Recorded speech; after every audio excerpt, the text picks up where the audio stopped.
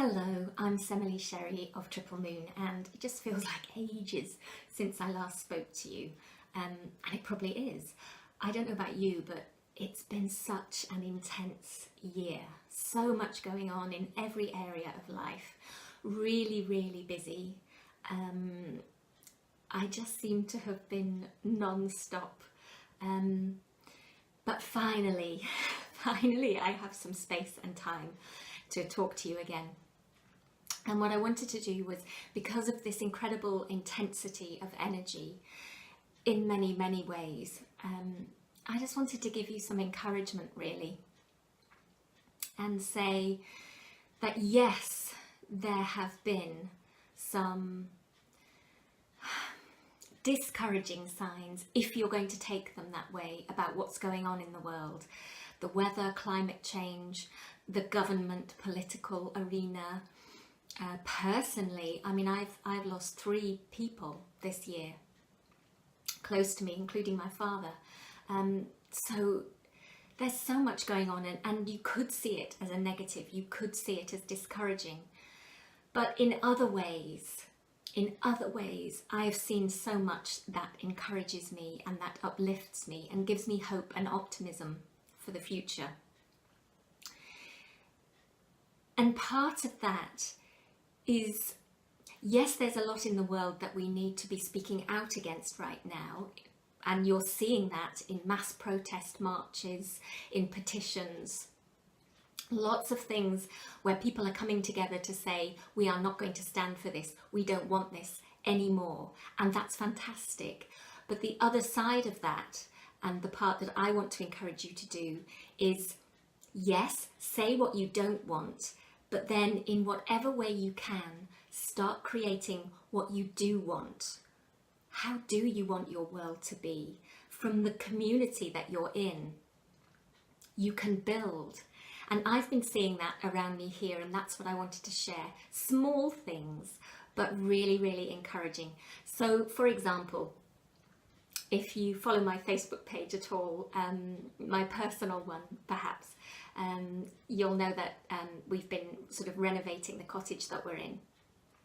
And it's a beautiful old stone cottage, but it had been covered by a thick layer of concrete render, and it wasn't allowing the building to breathe. And so we've basically this summer stripped all that off, repointed the stone, and allowed the building to breathe. And in many ways, as we were doing this job, it felt very symbolic to me about going back to a natural way of being. And when I moved here, one of my goals was to allow the house to become more part of the natural environment in which it stands, and to be a home not just for me, but for the wildlife that surrounds us. And literally on the very last day, we completed this job, which was actually me varnishing the front door.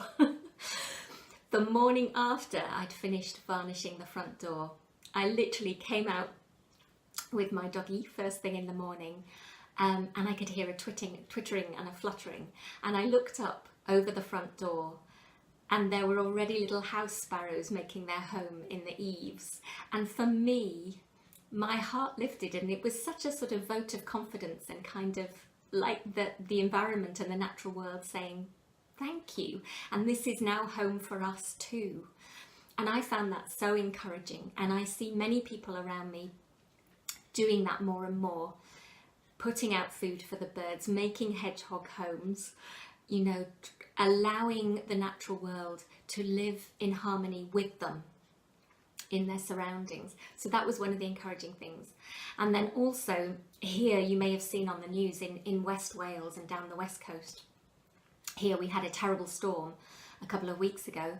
Now, my partner and I were actually away, and what I didn't know was there was so much water running down off the roads, because we have a stream.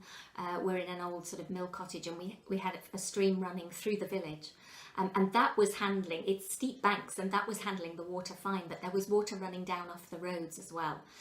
And that was in danger of kind of coming down our lane. And our houses may have been all right, but they may have not. And so what the villagers did was they all joined together and they built a dam, which basically redirected all the water coming down off the roads into the stream.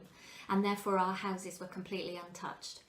And again, I saw that as a really encouraging sign. This is what we need to happen. Community, people coming together, no more just thinking in isolation, but thinking as a team, helping each other. After that storm had died down, when we came home, we found out that this had happened, and of course we're very thankful and grateful.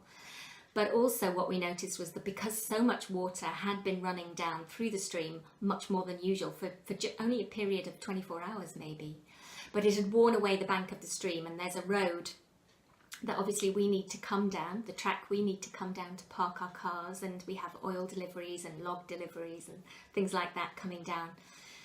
So the men noticed that the bank had worn away, and all of this week they have, with their own time, resources and energy, been digging out the bank and putting rock cages in to strengthen the bank and support it. And they're also talking about, you know, what can we do long term to make sure that this stays safe for people to drive down. And that for me was heartwarming. It was like kind of going back in time, you know, when they used to have the old-fashioned barn raisings and all the men would come together and help each other build barns and homes. And that's what's been happening in this village. And that for me is a good sign. You know, it's small, it might only affect this tiny little village that I live in, but for the community, it makes a massive, massive difference. And you can do that wherever you are. It may seem like a small thing, but you know, those ripples, as I always say, travel out and affect the rest of the world. And if everybody is doing this, if everybody is saying, okay, there's stuff going on here, climate change that's affecting all the water flooding through, that's bad, we can protest against the government not protecting the climate, not protecting the environment, but also what can we do locally to help each other cope with these changes that are inevitably happening. And this is what we've been doing locally. So, you know, yes, let's protest against what we don't want, but let's also, in whatever small way we can, and it's never too small, it's never too small, whatever way we can, let's start creating the new structure, the new way of living that we want to see in the world. And if that happens, then who knows? We can create miracles. We can change the world, a person at a time, a community at a time. I really encourage you to see what you can do locally. That's it. I just felt really moved to say that this morning. So much love to you and many blessings, and I look forward to talking to you again soon.